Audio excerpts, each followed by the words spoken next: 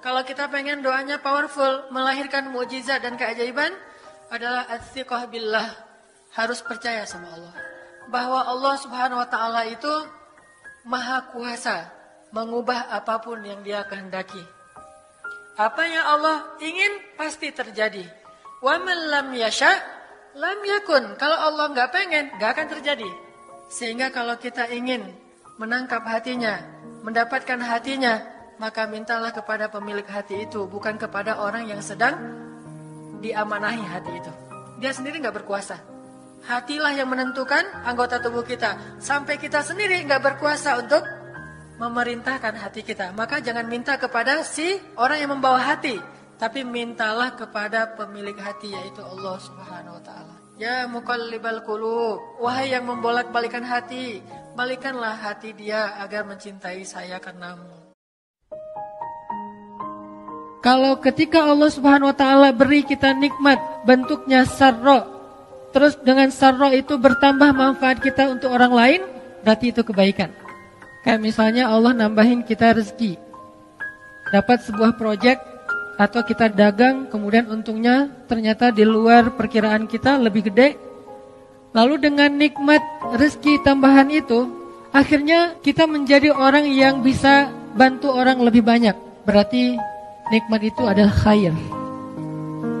Tapi kalau dengan nikmat rezeki yang bertambah, makin kaya, makin sukses, makin bagus karirnya, justru membuat kita menjadi orang yang semakin sombong, jadi semakin sibuk, akhirnya mulai mengurangi jatah ke masjid, mulai mengurangi jatah tilawah. Berarti itu tidak menjadi khair.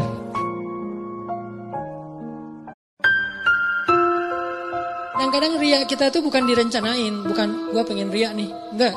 Kita insya Allah enggak gitu-gitu amat lah. Enggak mungkin kita sedekah pengen pamer, kita beribadah pengen pamer, kita tilawah pengen pamer. Kita tahulah itu mah sia-sia. Tapi kadang riaknya tuh muncul gara-gara kepancing sama orang lain. Lu gak pernah gua ngeliat baca Quran? Wah, lu gak tahu gua di HP ini ada Quran sampai 5 aplikasi loh. Kan kepancing tuh. Riaklah kita gara-gara orang lain. Pernah saya kena musibah, misalnya motor saya hilang. Teman saya bilang gini, Ustaz kurang sedekah nih. Digituin. Orang lagi kena musibah, bukannya dia empati atau apa gitu, malah dia menjudge. Dan kalau saya kepancing, nggak tahu sedekah saya kayak gimana, kan habis pahala sedekah saya. Udah pahala sedekahnya cuma sedikit, riak pula gara-gara kepancing sama dia, hilang kan, nggak ada manfaatnya kan ya. Jadi teman-teman, bersabarlah dengan sedikit ujian. Pasti kami uji, kata Allah. Dengan sedikit rasa takut, dengan sedikit kekurangan, dengan sedikit kegalauan, wabasyiris sabirin. Tapi sampaikan berita gembira kepada orang yang sabar. Jadi tidak ada balasan dari kesabaran kecuali berita gembira. Nggak ada balasan dari kesabaran kecuali keajaiban. Nggak ada balasan dan kesudahan dari kesabaran kecuali kemenangan. Tidak ada kesabaran menjadi penyesalan, kesabaran menjadi kerugian, kesabaran kecelakaan. Itu bukan pasangannya.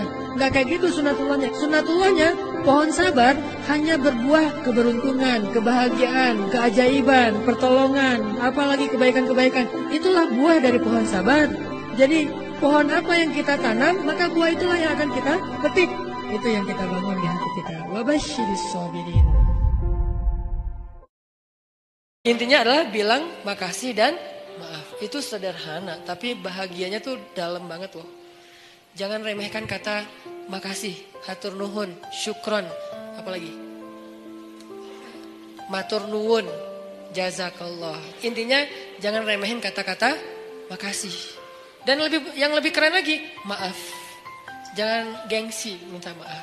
Karena maaf itu bisa efeknya gede banget. Kadang-kadang kita gak sadar tapi efeknya gede. Satu, kadang-kadang dia menyambung silaturahim yang terputus. Satu kata bisa menyambung silaturahim yang terputus. Dan menyambung silaturahim salah satu di antara amal yang berpahala besar. Memutuskan silaturahim salah satu di antara dosa yang di antara dosa-dosa besar. Memutuskan silaturahim. Maaf doang.